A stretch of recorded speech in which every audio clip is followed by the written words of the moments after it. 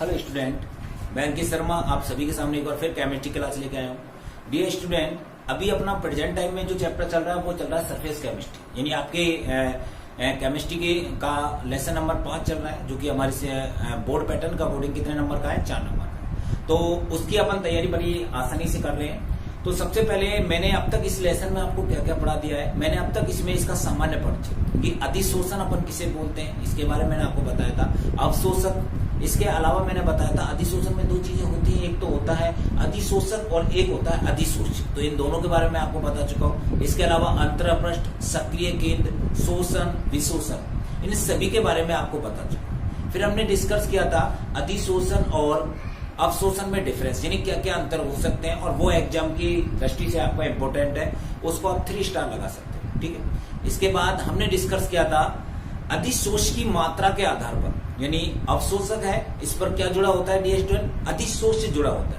तो इस अधिशोष की मात्रा के आधार पर हमने 2 प्रकार पढ़े थे, किसके, अधिशोषण के। तो पहला प्रकार पढ़ा था हमने धनात्मक अधिशोषण और दूसरा हमने पढ़ा था ऋणात्मक अधिशोषण। ठीक है। तो धनात्मक मैंने ये बताया था कि यदि अधिशोष की मात्रा अधिक होती है, भाई अपन को नाम से पता चल रहा है धनात्मक यानी वृद्धि होगी किसकी, अधिशोष, यानी अधिशोष यदि अधिक मात्रा में उपस्थित है किस पर, अवशोषक सतह पर।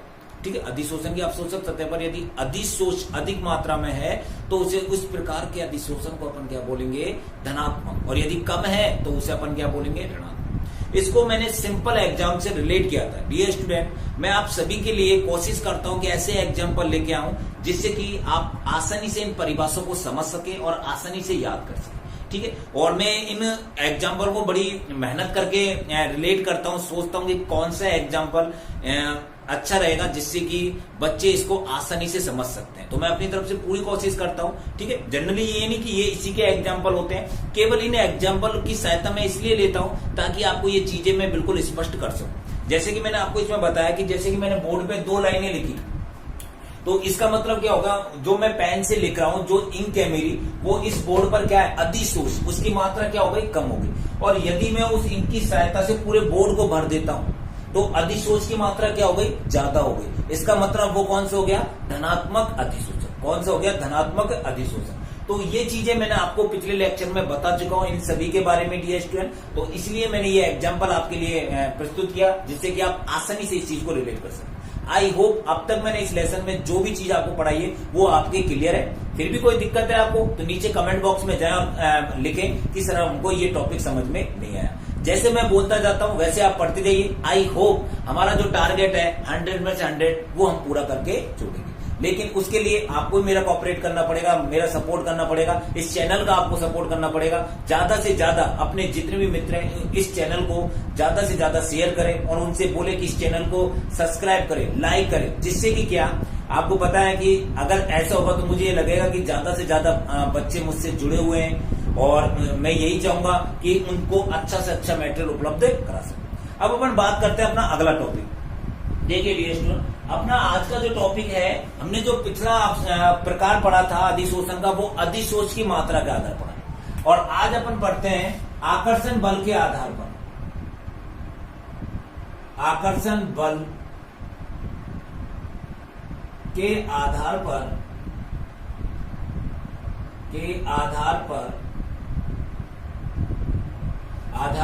अधिशोषण के प्रकार, अधिशोषण के प्रकार, अधिशोषण के प्रकार। ठीक है। अधिशोषण के प्रकार किसके आधार पर, आकर्षण बल के आधार पर। डियर स्टूडेंट, कंफ्यूजन मत होना। पिछला जो मैंने आपको अंतर बताया था, यानी पिछला मैंने जो प्रकार बताया था वो बताया था अवशोषक की सतह पर अधिशोष की मात्रा के आधार पर अधिशोषण के प्रकार। वो 2 पढ़े थे हमने, धनात्मक और ऋणात्मक। अब पढ़ते हैं अपन आकर्षण बल। भाई इनके मध्य जो आकर्षण बल लगता है उसके आधार पर अधिशोषण कितने प्रकार का होता है। तो बिल्कुल सिंपल, जैसे कि वहां पर हमने पढ़ा था कि अधिशोषण कितने प्रकार का होता है, 2 प्रकार का होता है। यहाँ भी आकर्षण बल के आधार पर अधिशोषण जो होता है वो कितने प्रकार का होता है, 2 प्रकार। नंबर 1 होता है इसमें भौतिक अधिशोषण, भौतिक अधिशोषण। कौन सा होता है रिएक्टेंट, भौतिक अधिशोषण। और नंबर 2 होता है इसमें रासायनिक अधिशोषण, रासायनिक अधिशोषण, रासायनिक अधिशोषण। ठीक है, तो दो अधिशोषण अपन पढ़ेंगे किसके आधार पर? आकर्षण बल के आधार पर। पहला पढ़ेंगे भौतिक अधिशोषण और दूसरा पढ़ेंगे रासायनिक अधिशोषण। तो पहले अपन इनको समझ लेते हैं, फिर उसके बाद अपन इनकी लैंग्वेज, इनकी परिभाषा अपन किस प्रकार लिखेंगे यदि बोर्ड पैटर्न में बोर्ड में ये क्वेश्चन आता है तो। देखिए, सबसे पहले अपन पढ़ते हैं भौतिक अधिशोषण। जैसे कि मैंने आपको बताया ये कोई ठोस पदार्थ है, ठीक है, तो इस ठोस पदार्थ की जो पृष्ठीय क्षेत्रफल होता है, यहां पर क्या जुड़ा हुआ है? अधिशोष। भाई अधिशोष आके जुड़ेगा तभी तो अधिशोषण होगा, ठीक है। यानी ऐसा अधिशोषण जिसमें ये सतह क्या है आपकी, ये वाली, ये अपन बोलेंगे अधिशोषक, ठीक है, और ये जो आपके जुड़ रहे हैं ये कण, इनको अपन बोलेंगे अधिशोष, अधिशोष, ठीक है। यदि ऐसा अधिशोषण जिसमें ये जो अधिशोषक है, ये जो अधिशोषक की सतह है, इस पर ये जो अधिशोष जुड़ रहा है, इस अधिशोष किसके द्वारा जुड़ेगा? यदि वो वान डर वाल बल से जुड़ता है। किससे? वान डर वाल बल से जुड़ता है, वान डर वाल बल से जुड़ता है, तो इस प्रकार के अधिशोषण को अपन बोलते हैं भौतिक अधिशोषण। यानी मेरे कहने का मतलब यह है कि अधिशोषक में यदि अधिशोष किसके द्वारा जुड़ रहा है? वान डर वाल बल से जुड़ रहा है, तो उसे अपन कौन सा अधिशोषण बोलेंगे? भौतिक अधिशोषण। क्या बोलेंगे? भौतिक अधिशोषण। क्या बोलेंगे डियर स्टूडेंट? उसको भौतिक अधिशोषण अपन उसको बोलेंगे। बिल्कुल सिंपल है। भौतिक अधिशोषण के बारे में यदि मैं आपको बताऊं, सिंपल परिभाषा किसे लिख सकते हैं? ऐसा अधिशोषण जिसमें अधिशोषक की सतह पर अधिशोष वान डर वाल बल से जुड़े होते हैं, उन्हें अपन भौतिक अधिशोषण कहते हैं, ठीक है। अब बात करें अपन वान डर वाल बल। डियर स्टूडेंट, मैं आपको लेसन नंबर फर्स्ट में यानी सॉलिड स्टेट में वहां पर बताया था, तो हल्की सी जानकारी मैंने दी थी आपको वान डर वाल बल। ये बल किस प्रकार का बल होता है? दुर्बल बल, दुर्बल बंद होता है। यानी ये जो वान डर वाल बल होता है ये दुर्बल बंद होता है, इसलिए हम ये बोल सकते हैं कि इस प्रकार के अधिशोषण में जो अवशोषक जो पदार्थ होते हैं, यानी अवशोषक जो ये अवशोषक जो सतह होती है, इस पर आसानी से अधिशोष को हटाया जा सकता है, आसानी से अधिशोष को हटाया जा सकता है। ऐसा क्यों सर? ऐसा क्यों? क्योंकि इनके मध्य जो बल है वो वान डर वाल बल है, और वान डर वाल बल कैसा बल है? दुर्बल बल। अगर आपस में दुर्बल बंध से जुड़े होंगे तो आसानी से अपन उनको हटा सकते हैं, आसानी से उनको अपन हटा सकते हैं। तो इसलिए अपन बोल सकते हैं कि इस प्रकार का जो अधिशोषण है उसमें अधिशोष को हम आसानी से हटा सकते हैं, इसलिए इस प्रकार के अधिशोषण को अपन बोल भी सकते हैं क्या? वान डर वाल अधिशोषण। क्या बोलते हैं इसको?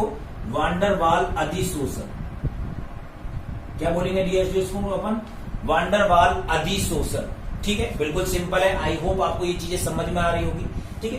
बात करें इसमें अगर अपन और चीजें इसमें क्या होती है कि इस प्रकार का जो अधिशोषण होता है इसमें ऊष्मा जो परिवर्तन होता है, ऊष्मा परिवर्तन कम होता है। ऊष्मा परिवर्तन क्या होता है डियर स्टूडेंट? कम होता है।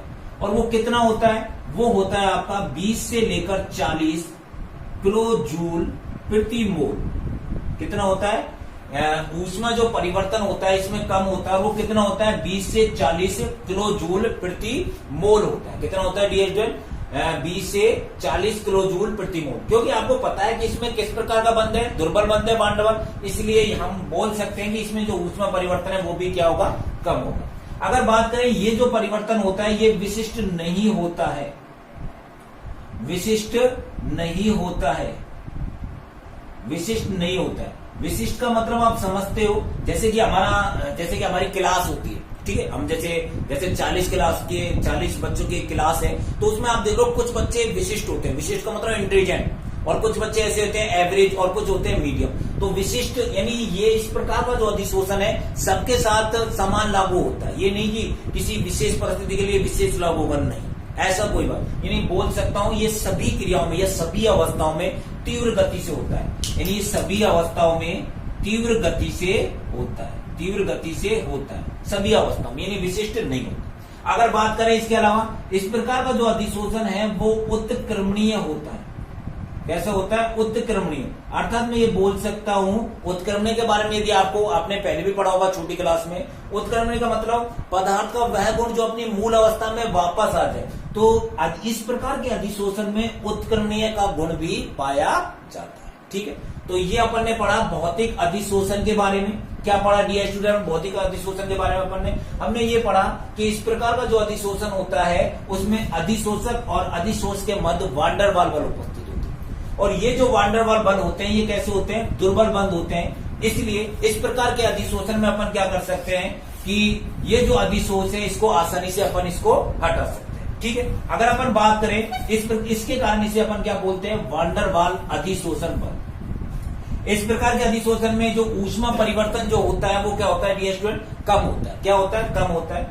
कितना होता है, 20 से 40 किलो प्रति मोल होता है। ठीक है, ये प्रकृति में कैसे होते हैं, विशिष्ट नहीं होते, अर्थात ये सभी अवस्थाओं में एक ही गति से कार्य करते हैं। और इसके अलावा अगर लास्ट पॉइंट देखें, इस प्रकार का जो अधिशोषण है वो कैसे होता है, उत्क्रमणीय होता है। आई होप ये चीजें आपको बिल्कुल सिंपल तरीके से मैंने आपको समझाई, आपको समझ में आ गई होगी। अब मैं इसको दूसरा पढ़ा रहा हूं, रासायनिक अधिशोषण। फिर क्या करेंगे अपन, फिर इनको एक साथ लैंग्वेज के रूप में अपन लिखेंगे। ठीक है, तो अपन दूसरा समझते हैं इसमें रासायनिक अधिशोषण। देखिए डियर स्टूडेंट, पहले चीजें अपने समझ में आनी चाहिए, क्योंकि चीजें हमारी यदि समझ में आएगी तो हम आसानी से इसको समझ सकते हैं, हम आसानी से इसको समझ सकते हैं। ठीक है, अब अगर अपन इसके बाद में बात करें, ठीक है, ये हो गया आपका रासायनिक अधिशोषण। तो सेम वही हो गया, यहां पर इसे अपन क्या बोलेंगे, अवशोषक की सतह। ठीक है, अब इस पे क्या आ रहे हैं, यहां पर अधिशोष जुड़ा हुआ है। क्या जुड़ा हुआ है, अधिशोष। इस तरह से इस अधिशोष को अपन क्या बोलेंगे, इस अधिशोष को अपन क्या बोलेंगे डियर स्टूडेंट, ये आपका क्या हो गया, अधिशोष। अधिशोष। अब आप ये चीज देखोगे इसमें कि अवशोषक सतह और अधिशोषक, इनके वहां पर हमने ये देखा था भौतिक अधिशोषण में कि इनके मध्य कौन सा बंध था, वान डेर वाल बंध। लेकिन यहां पर नहीं होता, यहां पर अवशोषक और अधिशोष के मध्य रासायनिक बंध होते हैं। क्या होते हैं डियर स्टूडेंट, रासायनिक बंध। क्या होते हैं, रासायनिक बंध होते हैं, यानी आपस में ये जुड़ जाते हैं, प्रबल जाते हैं। और आपको पता है रासायनिक बंध कैसे होते हैं, प्रबल होते हैं। कैसे होते हैं डियर स्टूडेंट, प्रबल होते हैं। इसको आप 11th क्लास में पढ़ चुके हो, रासायनिक बंध के बारे में। रासायनिक बंध के बारे में आप पढ़ चुके हो कि रासायनिक बंध कैसे होते हैं, प्रबल होते हैं। कैसे होते हैं, प्रबल होते हैं। तो इस चीज को आप ध्यान रखते हो। अब बात आती है अपन कि इसकी परिभाषा अपन क्या लिख सकते हैं कि इस प्रकार का जो अधिशोषण होता है इसमें अवशोषक की सतह पर अधिशोष रासायनिक बंध द्वारा जुड़े होते हैं। किसके द्वारा जुड़े होते हैं, रासायनिक बंध द्वारा जुड़े होते हैं। अगर इसमें अपन बात करें तो इस प्रकार का जो अधिशोषण होता है इसमें इस अवशोषक की सतह पर, इस अवशोषक की सतह पर अधिशोष क्रिया करके, यानी अधिशोषक की सतह पर कौन क्रिया करेगा, अधिशोष क्रिया करेगा। अधिशोष क्रिया करेगा और क्या बनाएगा, प्रोडक्ट बनाएगा। क्या बनाएगा, उत्पाद। क्या बनाएगा, उत्पाद। डियर स्टूडेंट, ये ध्यान रखना उसमें ये चीजें नहीं है, बिल्कुल वहां पर ये चीजें बिल्कुल नहीं है। तो आप ये चीज ध्यान रखना, यहां पर अधिशोषक की सतह पर अधिशोष क्रिया करता है, वहां पर नहीं करता, क्योंकि वहां पर तो पहले ही दुर्बल बंध होता है। और यहाँ कैसा होता है, प्रबल। जो रासायनिक बंध होता है वो कैसा होता है, प्रबल बंध होता है। तो उत्पाद बनाता है, यानी जैसे में अगर मैं मानूं जैसे कि फॉर एग्जाम्पल यहाँ पर कार्बन है, इस अवशोषक की सतह पर क्या है, कार्बन है। तो ये जो अधिशोषक है ये O2 की उपस्थिति में, या मान लो O2 आपकी क्रिया कर रहा है, तो क्या बन जाएगा इससे, C+O2 इक्वल टू क्या बन जाएगा, CO2। क्या बन जाएगा डियर स्टूडेंट, CO2 बन जाएगा। तो सिंपल सी बात है कि इसमें अधिशोषक की सतह पर अधिशोष क्रिया करके क्या बनाता है, उत्पाद बनाता है। ठीक है, अगर अपन बात करें इसमें आगे जाकर कि इसमें जो ऊष्मा परिवर्तन जो होता है वो उच्च होता है। ऊष्मा परिवर्तन क्या होता है, उच्च होता है। क्यों होता है, क्योंकि मैंने अभी आपको बताया कि इसमें रासायनिक बंध से जुड़े होते हैं। और रासायनिक बंध कैसे होते हैं, प्रबल होते हैं। और वहां पर हमने देखा था वान डेर वाल कैसे थे, दुर्बल थे। तो उच्च होता है। ऊष्मा परिवर्तन कितना होता है, 80 से लेकर 240 केजी प्रति मोल होते हैं। 80 से लेकर 240 केजी प्रति मोल होते हैं। तो ये चीज आप ध्यान रखें, बिल्कुल सिंपल सी बात है कि इसमें ऊष्मा परिवर्तन उच्च होता है। क्यों होता है? क्योंकि इसमें रासायनिक जो बंध है वो अधिक प्रबल होगा, और जितना ज्यादा प्रबल होगा ऊष्मा परिवर्तन उतना ही उच्च। ठीक है, अगर अपन बात करें इसमें अगली बात, ये विशिष्ट होते हैं, ये विशिष्ट होते हैं, इनकी जो प्रकृति होती है वो कैसी होती है? विशिष्ट। वहां हमने देखा था विशिष्ट नहीं होता। जैसे मैंने आपको एक एग्जांपल बताया था, क्लास में 40 स्टूडेंट है, जिसमें से कुछ बच्चे विशिष्ट होते हैं, यानी बहुत इंटेलिजेंट होते हैं, और कुछ बच्चे ऐसे होते हैं एवरेज, और कुछ बच्चे ऐसे होते हैं जो बिल्कुल बोलते हैं ढोर गंवार अपन बोलते हैं, यानी अपन उनको बोल सकते हैं भाई बिल्कुल केवल गुरुजी पास हो जाओ, हम तो हमारी बेड़ा पार लग जाए, घर वाला यूं ना कहे कि यह सब्जेक्ट में या फेल हो। ठीक है, वो वाले। तो ये क्या होते हैं? इस प्रकार का जो अधिशोषण रहता है वो विशिष्ट यानी स्पेशल होते हैं। स्पेशल का मतलब किसी स्पेशल चीज के लिए बने होते हैं। कौन से? ये अधिशोषण। और वो नहीं, वो तो सबके साथ भाई कोई बात नहीं, मुझे तो कोई भी पढ़ा दे। अब उसमें इसमें क्या है? इनकी क्रिया किसी विशिष्ट प्रोडक्ट के साथ होती है, किसी विशिष्ट टेम्परेचर में ये क्रिया होती है। ठीक है, तो अपन ये बोल सकते हैं ये कैसे होते हैं? विशिष्ट होते हैं। ठीक है, बात करें ये परिवर्तन जो होता है वो अनुत्कर्णीय होता है। कैसे होता है BH1? अनुत्कर्णीय होता है। कैसे होता है? अनुत्कर्णीय होता है। ठीक है, क्योंकि इसको अपन वापस चेंज नहीं कर सकते। क्या आप ये कार्बन डाइऑक्साइड को क्या वापस कार्बन प्लस ऑक्सीजन में परिवर्तित कर सकते हो? नहीं। यानी इसमें जो परिवर्तन एक बार हो गया उसको वापस अपन चेंज नहीं कर सकते। ठीक है डियर फ्रेंड, तो दोनों चीजें हमने पढ़ी, भौतिक अधिशोषण और रासायनिक अधिशोषण। अब अपन क्या करेंगे इसमें? अब इसमें अपन क्या करेंगे? अब इनको अपन एक लैंग्वेज के रूप में लिखेंगे। किसके रूप में लिखेंगे? एक लैंग्वेज के रूप में, ताकि आपको आसानी से समझ आ सके। तो लैंग्वेज के रूप में लिखते हैं अपन।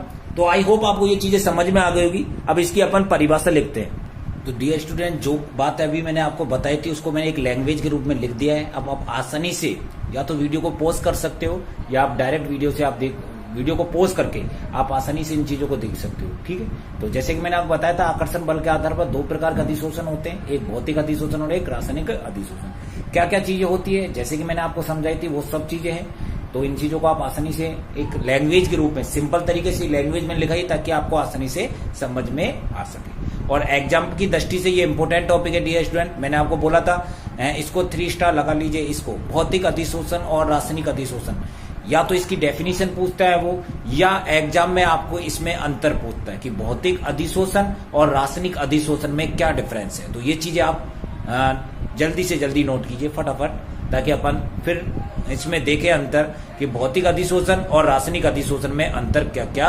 होता है। ठीक है, तो आपको करना क्या है, बस जैसे मैं बोलता जाता हूं वैसे आप पढ़ते जाइए।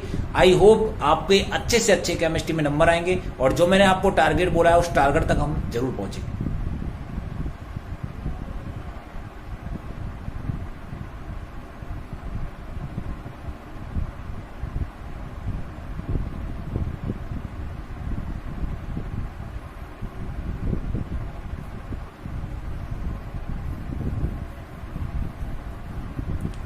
यदि आपको अगर फिर भी कोई दिक्कत आ रही है लिखावट में, आपको नहीं आ रहा, तो मुझे नीचे कमेंट बॉक्स में लिखे कि सर हमको ये चीजें स्पष्ट नजर नहीं आ रही है, ताकि मैं मैंने आपसे बोला ना शुरुआत के जो आप वीडियो देखोगे तो उसमें मे भी पॉसिबल, एक तो मेरे पास संसाधनों की कमी थी, अब धीरे धीरे मेरे पास संसाधन अच्छे हो गए, तो इसलिए मैं आपसे पहले भी बोल रहा था कि अब मैं और अच्छा से अच्छा आपको मटेरियल उपलब्ध करवाऊंगा, और आपसे अच्छे से अच्छे आपके, यानी यहाँ पर यदि आप केमिस्ट्री पढ़ते हो तो आपको कहीं भी कोचिंग जाने की आवश्यकता नहीं है।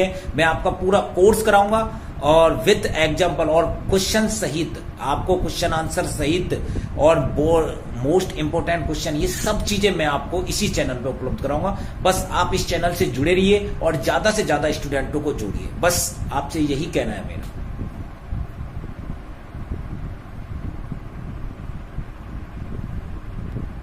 आई होप आपने ये उतार लिया होगा। अगर फिर भी नहीं उतारा है तो आप क्या करोगे, वीडियो को पॉज करके इसको आसानी से आप नोट कर सकते हो। ठीक है डियर फ्रेंड, चलो अपना अगला टॉपिक अपन पढ़ते हैं, और अगला टॉपिक अपना है इन दोनों में अंतर। कौन से अंतर? भौतिक अधिशोषण और रासायनिक अधिशोषण में अंतर क्या क्या हो सकते हैं। तो अपन इसमें लिख सकते हैं, क्या लिख सकते हैं, तो अपना टॉपिक क्या होगा अगला डियर स्टूडेंट, बिल्कुल सिंपल वो टॉपिक हमारा हो जाएगा, टॉपिक हो जाएगा भौतिक अधिशोषण, भौतिक अधिशोषण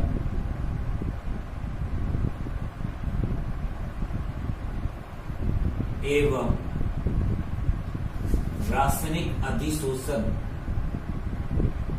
रासायनिक अधिशोषण में अंतर, रासायनिक अधिशोषण में अंतर। ठीक है डियर स्टूडेंट, तो ये हमारा हो गया नेक्स्ट टॉपिक, और एग्जाम की दृष्टि से इसको आप एमटीआर लगा लीजिए। वहां परिभाषा भी इंपॉर्टेंट है, उसको भी आप लगा सकते हो, लेकिन सबसे ज्यादा इंपॉर्टेंट है भौतिक अधिशोषण और रासायनिक अधिशोषण में डिफरेंस। तो ये चीजें आपको याद रखनी है अच्छी तरह से। ठीक है, तो अपन क्या करेंगे, सबसे पहले मैं एक तरफ लिख लेता हूं भौतिक अधिशोषण, भौतिक अधिशोषण। ठीक है,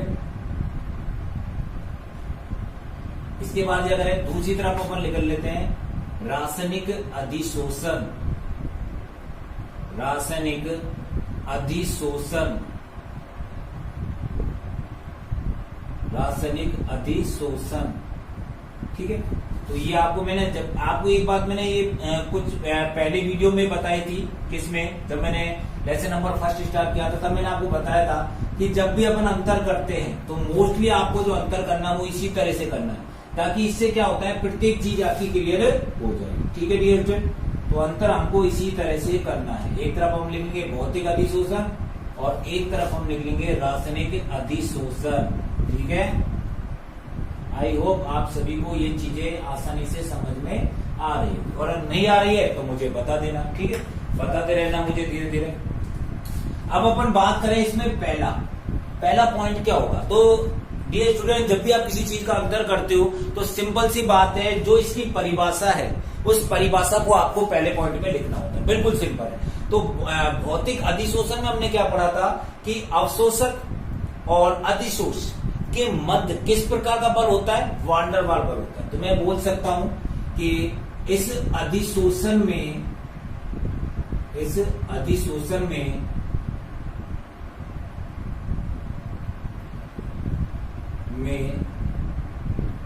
अवशोषक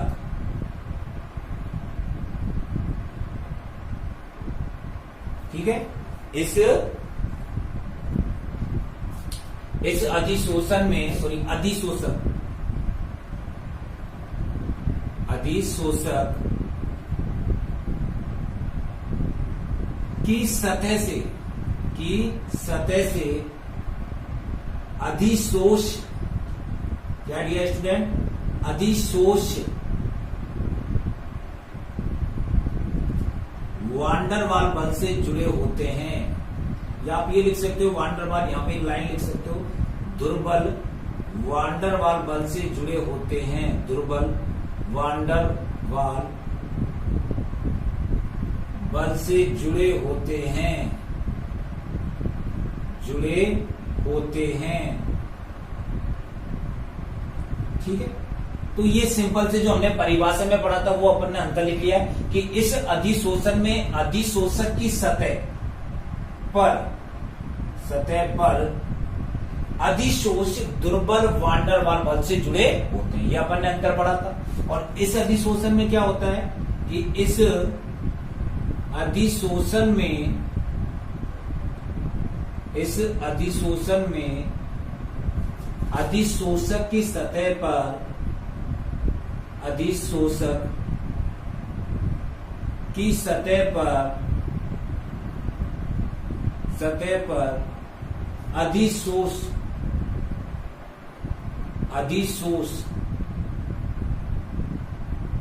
रासायनिक बंध द्वारा जुड़े होते हैं, रासायनिक बंध द्वारा जुड़े होते हैं।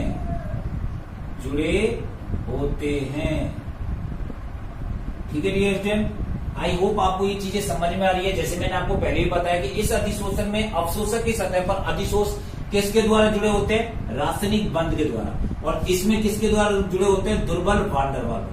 अब इसको एक जनरली एग्जांपल से मैं रिलेट करूं तो आपने देखा होगा, जैसे जो अच्छे परिवार से हैं तो कार होती है, सबके पास जो अच्छे सेठ लोग होते हैं उन सबके पास क्या होती है, कार होती है। तो आप देखते हो यदि कार काफी समय से हमारे घर में खड़ी हुई है और हम उसकी सफाई नहीं करते तो उसपे क्या होती है, मिट्टी की परतें जम जाती है। यानी जैसे कि फॉर एग्जाम्पल के लिए मैंने मान लिया जस्ट ये कार है, और ये काफी दिन तक खड़ी हुई है, काफी दिन तक खड़ी हुई है, तो क्या होगा, इसकी सतह पर क्या हो जाएंगे, मिट्टी के कण चिपक जाएंगे, मिट्टी के कण चिपक जाएंगे। यानी इसकी सतह पर, किसकी सतह पर, कार की जो सतह है उसकी सतह पर मिट्टी के कण, मिट्टी जम जाएगी। लेकिन उस मिट्टी को अपन आसानी से हटा सकते हैं। क्यों? क्योंकि जो गाड़ी होती है उस गाड़ी की ऊपरी वाली सतह को अपन क्या बोलते हैं, अधिशोषक, ठीक है। और जो आपका इसकी जो मिट्टी होती है उसको अपन क्या बोलते हैं, अधिशोष। क्या बोलते हैं डियर फ्रेंड, अधिशोष, ठीक है। तो मिट्टी और कार की जो परत होती है उसके बीच में जो बल होता है वो कैसा बल होता है, वांडरवाल बल। और वांडरवाल बल कैसा होता है, दुर्बल। यानी मिट्टी लगी होती है, जरूरी नहीं अपन कपड़ा लाए, कोई वीआईपी कपड़ा लाए उससे साफ करें, नहीं, आसानी से हाथ से भी तो कार साफ कर सकते हैं। आपने देखा होगा कार पे मिट्टी जम जाती है तो हाथ से आप आसानी से, ऐसे क्यों हो जाता है, क्योंकि मिट्टी और कार के मध्य जो आकर्षण बल है वो दुर्बल वांडरवाल बल है, इसलिए आसानी से उस चीज को अपन साफ कर सकते हैं। तो यही चीजें यहां पर बताई गई है कि इस अधिशोषण में अधिशोषक की सतह पर अधिशोष दुर्बल वांडरवाल बल से जुड़े होते हैं, जिसे अपन आसानी से हटा सकते हैं। भाई बली अगर कमजोर है तो उसको अपन आसानी से तोड़ सकते हैं, तो वही चीज है। तो अपन सिंपल से एग्जांपल के रूप में अगर इसको समझा जाए तो ये समझ सकते हैं, जैसे गाड़ी पर मिट्टी का लगना किस प्रकार का अधिशोषण होगा, भौतिक अधिशोषण, ठीक है। आई होप आपको ये चीजें समझ में आई। मैंने आपको पहले भी बताया, मैं जनरली एग्जांपल इसलिए आपको बताता हूं ताकि इन चीजों को आप क्लियर समझ सको। मेरा ये नहीं कि आपको परिभाषा रटाना है, मेरा ये है कि आप जो चीजें पढ़ा रहे हो वो कॉन्सेप्ट आपका पूरा क्लियर हो सके, ठीक है। अब अपन पढ़ते हैं रासायनिक अधिशोषण। जैसे कि यहां मैंने बताया था रासायनिक बंध द्वारा जुड़े होते हैं। जैसे सपोज करो यहां पर ये कोई पदार्थ है और इस पदार्थ में कोई धातु है एल्यूमिनियम, और इस एल्यूमिनियम में अधिशोष के रूप में क्या आ रहा है, ये आ रही है ऑक्सीजन आ रही है। क्या आ रही है डियर स्टूडेंट, ऑक्सीजन आ रही है। तो ऑक्सीजन एल्यूमिनियम से क्रिया करके एक सकता हूं क्या बना रही है, ऑक्साइड बना रही है एल्यूमिनियम। किसके साथ क्रिया करके, ऑक्सीजन के साथ क्रिया। और वो कब होगा, ये क्रिया कब होगी, रासायनिक अभिक्रिया कब होगी, आपने ये चीजें पहले भी पढ़ी होगी 11th क्लास में। रासायनिक क्रिया तभी होगी जब रासायनिक बंध बनेंगे। अगर रासायनिक बंध नहीं बन रहे, जैसे कि एल्यूमिनियम क्या कॉपर के साथ क्रिया कर सकता है, नहीं, तो क्या इनमें रासायनिक बंध बनेंगे, नहीं बनेंगे। क्यों नहीं बनेंगे, क्योंकि जब क्रिया ही नहीं हो रही तो बंध कैसे बनेंगे, ठीक है।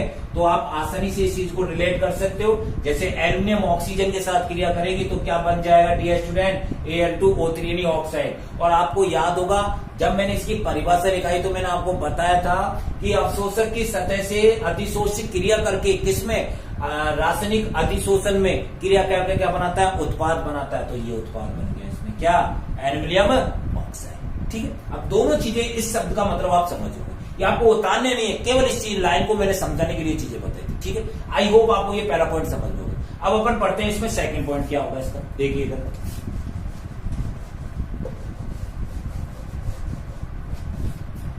सेकंड पॉइंट क्या होगा इसका डियर स्टूडेंट, जैसे मैंने आपको बता रखा परिभाषा में, सिंपल सी बात है, ये प्रकृति में विशिष्ट नहीं होते हैं।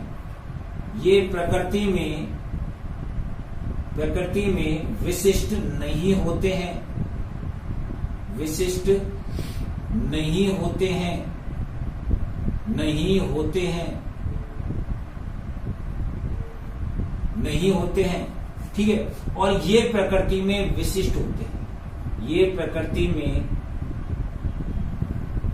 अति विशिष्ट होते हैं। क्या होते हैं डियर स्टूडेंट, अति विशिष्ट, अति विशिष्ट होते हैं, अति विशिष्ट होते हैं, ठीक है।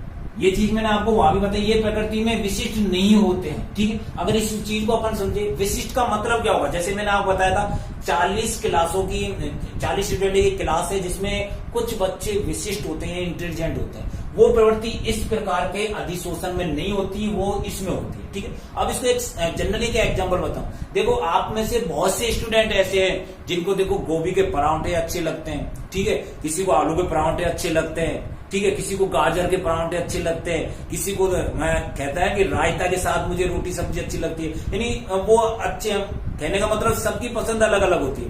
और कुछ लोग ऐसे होते हैं, ना मम्मी वो तो चटनी से रोटी देते हैं, मैं तो चटनी से ही रोटी खा लूंगा। यानी उनकी कोई विशिष्ट बात नहीं होती है। कहने का मतलब अगर उनको बैंगन की सब्जी दे रहे हो तो बैंगन की सब्जी खा लेंगे, अगर उनको आलू की सब्जी दे रहे हो तो आलू की सब्जी खा लेंगे। उनमें कोई विशिष्ट बात नहीं होती। लेकिन कुछ ऐसे होते हैं जिनमें विशिष्टता होती है, यानी विशिष्ट स्थिति के लिए ही वो जन्मे होते हैं। यानी बहुत से कहते हैं नहीं मम्मी मैं ना खाऊं बैंगन की सब्जी, मुझे अच्छी ना लगे, मुझे तो पनीर की सब्जी चाहिए। जब भी मेरा दिमाग चले तभी पढ़ूंगा, देख ले सोच ले, वो काय की सब्जी चाहिए, पनीर की सब्जी चाहिए।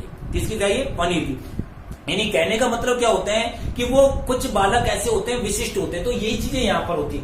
ये जो प्रकृति में विशिष्ट नहीं होते हैं, विशिष्ट का मतलब ये सभी अवस्थाओं में गति कर सकते हैं, लेकिन ये सभी अवस्थाओं में गति नहीं कर सकते हैं। इनके लिए विशिष्ट टेम्परेचर चाहिए, विशिष्ट अनुकूल वातावरण होना चाहिए, तभी ये क्रिया होती है। आपने देखा होगा, अभी मैंने बताया था, एल्युमिनियम ऑक्सीजन की उपस्थिति में एल्युमिनियम ऑक्साइड बनाता है, तो उसके लिए एक निश्चित टेम्परेचर चाहिए, तभी जाके तो वो प्रोसेस होगा। ठीक है, तो ये चीज अपन समझते हैं। अर्थात मैं ये बोल सकता हूँ ये स्पेशल ब्रांड है। कौन सी? ये वाले स्पेशल ब्रांड है, यानी पनीर वाले। और ये बेचारे सीधे साधे हैं जो कि कहते हैं साहब कचरी दे दे खावा को, बस 2 टाइम की रोटी दे दे हमको। ठीक है, तो वो चीज है। ठीक है, आई होप आपको ये चीजें समझ में आ गई कि ये प्रकृति में विशिष्ट नहीं होते और ये प्रकृति में अति विशिष्ट होते हैं। ठीक है, तो ये हमारा हो गया सेकेंड पॉइंट। ठीक है, अब बात करें अपन इसमें तीसरा पॉइंट। तीसरा पॉइंट की अगर मैं बात करूं तो ये भी, ये जो भौतिक अधिशोषण होते हैं ये प्रकृति में उत्क्रमणीय होते हैं। उत्क्रमणीय होते हैं। उत्क्रमणीय होते हैं। उत्क्रमणीय होते हैं। ये प्रकृति में उत्क्रमणीय होते हैं और ये प्रकृति में उत्क्रमणीय नहीं होते हैं। कैसे होते हैं? ये प्रकृति में अनुत्क्रमणीय होते हैं। अनुत्क्रमणीय होते हैं। ठीक है डियर, कैसे होते हैं? अनुत्क्रमणीय होते हैं। ठीक है, अगर मैं इसको बात बताना चाहूं, जैसे कि मैंने आपको बताया था, उत्क्रमणीय का मतलब होता है पदार्थ का वह गुण जो मूल अवस्था में वापस आ जाए। जैसे कि मैंने आपको एक कार का एग्जांपल बताया था, उस कार के एग्जांपल मैंने बताया था मिट्टी जम गई। मिट्टी जम गई तो क्या हाथ से साफ कर दिया? बिल्कुल सिंपल है। यानी कार जैसी थी ना पहले साफ सुथरी, वैसे कर दी लो। क्या इस चीज को आप एल्युमिनियम के एग्जांपल पर लागू कर सकते हो? भाई एल्युमिनियम ऑक्सीजन के साथ क्रिया करके एल्युमिनियम ऑक्साइड बनाता है, क्या वापस एल्युमिनियम ऑक्साइड से एल्युमिनियम होगा? नहीं, पॉसिबल नहीं।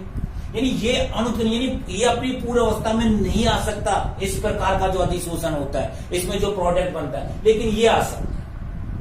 भाई कार को अपन आसानी से साफ कर दे, वापिस कार चमक जाएगी, फिर मिट्टी जम जाएगी, फिर साफ करते हैं, फिर यानी जमती जाए और हम साफ करते जाएंगे। ठीक है, तो ये सिंपल सी बात है कि ये प्रकृति में उत्क्रमणीय होते हैं और ये प्रकृति में उत्क्रमणीय कैसे होते हैं? अनुत्क्रमणीय होते हैं। इसको मैं आपको ये जो मैंने बताया ना, ये प्रकृति में विशिष्ट नहीं होते। कहने का मतलब ये होता है कोई सी भी कार हो, ब्रांडेड कार हो ना, कोई सी भी कार, तो उनपे सब पर मिट्टी जम गई। ये नहीं कि उसकी, जैसे कि रोहित के पास जो कार है बहुत ब्रांडेड है, ललित के पास जो कार है वो थोड़ी सी डाउन है, लोकेश के पास जो कार है वो और भी अच्छी कार है, तो ये नहीं कि लोकेश की कार अच्छी है तो उस पर मिट्टी नहीं लगेगी, मिट्टी तो सब पर ही जमेगी। उसी को अपन भौतिक अधिशोषण बोलते हैं। और रासायनिक अधिशोषण यानी किसी विशिष्ट चीज के लिए अपन बात कर रहे हैं तो उसे अपन रासायनिक अधिशोषण बोलेंगे। ठीक है, तो आई होप आपको ये तीसरा पॉइंट भी समझ में आ गए हो। तो सिंपल सी बात है, ये चीजें आप यही क्लियर करते जाए ताकि आपको ये चीजें क्लियर हो जाए कि ये प्रकृति में उत्क्रमणीय होते हैं और ये प्रकृति में अनुत्क्रमणीय होते हैं। अब अगर अपन देखें नंबर 4, इसमें डिफरेंस नंबर इसमें 4 देखें तो भौतिक अधिशोषण में एंथैल्पी का मान कम होता है। इस अधिशोषण में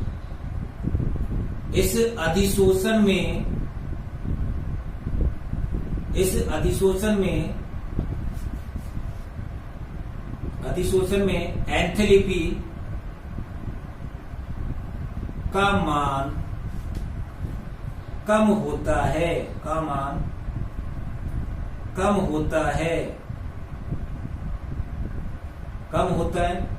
और इसमें एंथैल्पी का मान उच्च होता है। देखिए डियर स्टूडेंट, ये चीजें मैं आपको बता चुका हूं कि इस अधिशोषण में एंथैल्पी का मान क्या होता है, कम होता है, और इस अधिशोषण अगर अपन इसकी बात करें इसमें एंथैल्पी का मान उच्च होता है। जब भी आपको एंथैल्पी दिखे तो सीधा संबंध दिखा देना किससे, कि वो किसकी बात कर रहा है, ऊर्जा की बात कर रहा है। किसकी बात, ऊर्जा की बात। अब इसको मैं सिंपल लैंग्वेज में समझाता हूं।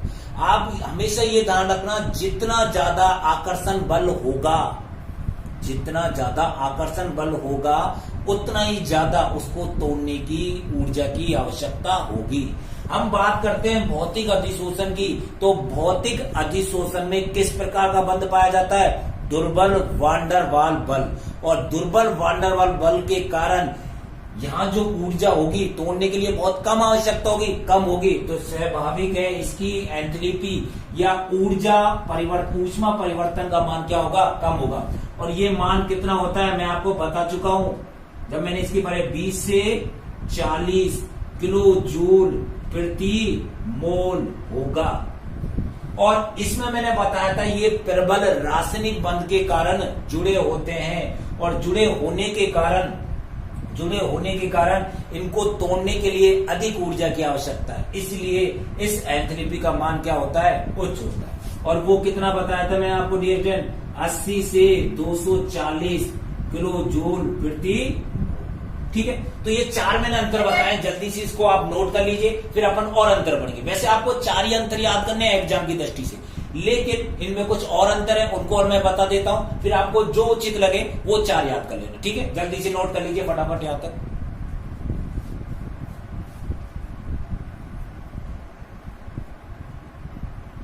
तो डियर स्टूडेंट जल्दी से उतारिए फटाफट इसको, फिर अपन नेक्स्ट अंतर पढ़ेंगे इसमें जल्दी फटाफट फुर्ती के साथ, जितना जल्दी हो सकता है। मैं ये देखना चाहता हूं कौन जल्दी उतारे, जल्दी फटाफट, ताकि अपन आगे बढ़े। इसमें वीडियो काफी बड़ा हो गया है और अपन अपने चीजें, देखो ये वही बात हो गई कि देखो मैं कोई भी चीजें समझाता हूं तो उसके लिए एक लंबी क्लास मुझे चाहिए, और अब ऑनलाइन में इतना ऐसा सिस्टम नहीं है, आप भी जानते हो कि आपको ये सुविधा उपलब्ध करवा रहा हूं, वो ये एक बहुत बड़ी बात है। फिर भी मैं कोशिश कर रहा हूं कि, क्योंकि मुझे जब आजादी मिलेगी ना समझाने की, जितनी ज्यादा उतना ज्यादा मैं समझाऊं।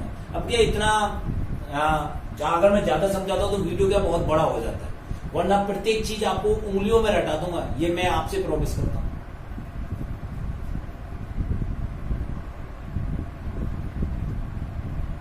हाँ जी डियर, तो अब मैं यहां पर ये पहला वाला मिटा रहा हूं, ठीक है।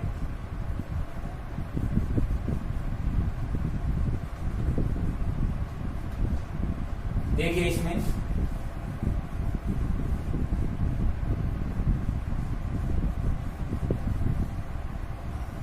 अब अगर बात करें इसमें अपन नंबर 5 का जो अंतर है, आपका नंबर 5 का जो अंतर है, अपन बात करें, ये जो अधिशोषण होता है ये गैस की प्रकृति में निर्भर करता है। अब मैं लिख सकता हूं कि यह अधिशोषण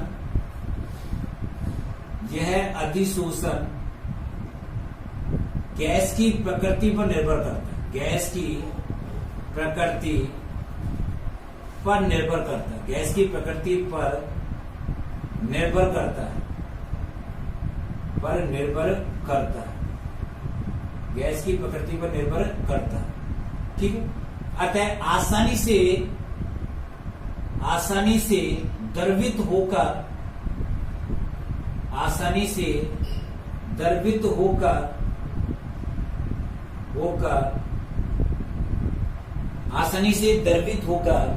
अधिशोषक की सतह पर क्या हो जाता है डियर स्टूडेंट, अधिशोषित हो जाता है। द्रवित होकर आसानी से क्या हो जाता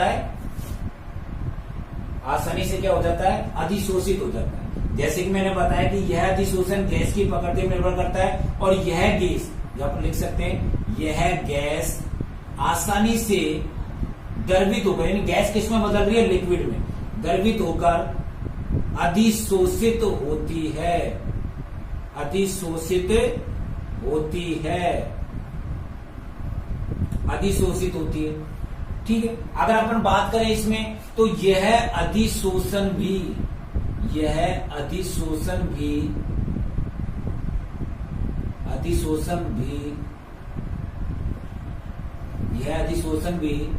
रासायनिक, यह अधिशोषण भी गैस की प्रकृति पर निर्भर करता है। किस पर, गैस की प्रकृति पर निर्भर करता है, निर्भर करता है तथा यानी ये भी जिस प्रकार भौतिक अधिशोषण होता है वो किस पर निर्भर करता है, गैस की प्रकृति पर निर्भर करता है, उस प्रकार ये रासायनिक जो अधिशोषण है वो भी गैस की प्रकृति पर निर्भर करता है। ये जो गैस होती है ये अधिशोषक के साथ क्रिया करके, यानी यह गैस अधिशोषक के साथ क्रिया करके क्या हो जाती है रिएक्टेंट, क्रिया करके रासायनिक अधिशोषण दर्शाती है, रासायनिक अधिशोषण दर्शाती है, रासायनिक अधिशोषण दर्शाती है। ठीक है, तो ये है आपका पांचवा अंतर कि इस अधिशोषण दोनों गैस की प्रकृति पर निर्भर करते हैं, लेकिन यहां पर ये जो अधिशोषण होती है, जो गैस होती है किसमें परिवर्तित होती है, लिक्विड में परिवर्तित हो जाती है, और वहां पर वो डायरेक्ट गैस अधिशोषित होती है, जिसको अपन बोल सकते हैं ये क्या दर्शा रही है, रासायनिक अधिशोषण दर्शाती है। तो जल्दी से पांचवा पॉइंट लिख लीजिए ताकि फिर मैं एक साथ इन पॉइंटों को उतारने के बाद फिर आपको एक साथ एक्सप्लेन कर दूं। जल्दी उतार लीजिए पांचवा पॉइंट। तो डियर स्टूडेंट, अपन ने पांचवा अंतर पढ़ लिया है। अब मैंने एक साथ इनको सबको लिख दिया है ताकि वीडियो काफी बड़ा हो गया है, तो इस चीज को अपन जल्दी खत्म करते हैं। देखिए, छठा जो अपना अंतर है कि इसमें अधिशोषण के लिए निम्न ताप की आवश्यकता होती है। निम्न ताप आवश्यक है, ताप बढ़ाने पर ये घटता है। ठीक है, अगर अपन ताप बढ़ाएंगे किसमें, भौतिक अधिशोषण में, तो इस प्रकार का जो अधिशोषण होगा वो कैसा होगा, घट जाएगा, यानी कम होगा। ठीक, और इस प्रकार का जो अधिशोषण जो होता है उसके लिए अपन को उच्च ताप की आवश्यकता होती है। आप छोटा सा क्वेश्चन पूछोगे, सर ऐसा क्यों होता है, क्योंकि इसमें आपने देखा था दुर्बल बल है, इसकी एंथैल्पी का मान कम है। भाई बल अगर कमजोर है तो ऊर्जा कम लगेगी, तो स्वाभाविक है इसमें टेम्परेचर भी कम आवश्यक चाहिए अपन को। यहां पर टेम्परेचर अधिक चाहिए क्योंकि ऊर्जा अधिक है, तो अधिक ऊर्जा इसलिए बंध, और जो प्रबल क्या है इसमें, रासायनिक बंध है, इसलिए अपन को यहां पर क्या चाहिए, उच्च क्या चाहिए, ताप चाहिए, और ताप बढ़ाने पर ये बढ़ता है। अगर अपन बात करें नंबर 7, यह पृष्ठीय क्षेत्रफल पर निर्भर करता है। डियर स्टूडेंट, जैसे कि मैंने आपको बताया था इस तरह से, मान लो इस तरह से ये है, इस प्रकार का अधिशोषण है, ये इस पे क्या हो गए, अवशोषक हो गए। अगर अपन इसको जैसे जैसे बढ़ाएंगे, कहने का मतलब इसकी इस पृष्ठीय क्षेत्रफल को मैंने और आगे बढ़ा दिया तो ये अधिशोषण और अधिक हो जाएगा। ये चीजें, ये पृष्ठीय क्षेत्रफल दोनों में लागू होता है, यानी भौतिक और रासायनिक अधिशोषण, इन दोनों में ये जो निर्भर करता है, जो अधिशोषण करता है वो निर्भर करता है पृष्ठीय क्षेत्रफल, कितना बड़ा पृष्ठीय क्षेत्रफल है। ये पृष्ठीय क्षेत्रफल जितना बड़ा होगा उतना ही अधिक उसमें अधिशोषण होगा। दोनों चीजों में ये लागू होगी। लास्ट पॉइंट देखें इसमें कि यह बहु अणु परतों के रूप में प्रमाणित होता है और ये एकल परतों के रूप में। डियर स्टूडेंट, इससे पहले मैंने आपको बताया था, जैसे कि मान लो कोई कार है, इस तरह से डिब्बा मान लिया मैंने, तो आपको देखा था मिट्टी की कुछ परतें इस तरह से जम जाती है इस पे। ठीक है, अब काफी दिन तक खड़ी है तो क्या हो जाएगी, मिट्टी की दूसरी परत जम जाएगी इस तरह से। अब 1 महीने बाद भी ध्यान नहीं दिया तो और परतें जम जाएगी इस तरह से, यानी एक मिट्टी की परत के ऊपर दूसरी परत, दूसरी के तीसरी, तीसरी के बाद चौथी, जब तक अगर उसको अपन साफ नहीं करेंगे तो वो परतें जमती जाएगी। तो कहने का मतलब ये है, भौतिक अधिशोषण में क्या होता है, एक परत के ऊपर 2 परत, 3 परत, 4 परत जम जाती है, लेकिन ये चीज लागू इसमें नहीं होती। हमने ये देखा था कि एल्युमिनियम ऑक्साइड, जैसे कि फॉर एग्जाम्पल के लिए ये एल्युमिनियम ऑक्साइड है, ऑक्सीजन के साथ क्रिया कर रहा है तो इस तरह से ये परत बना रहा है। क्या दोबारा ऑक्सीजन एल्युमिनियम के साथ क्रिया करेगी, नहीं, पॉसिबल ही नहीं, ऐसी क्रिया नहीं होगी।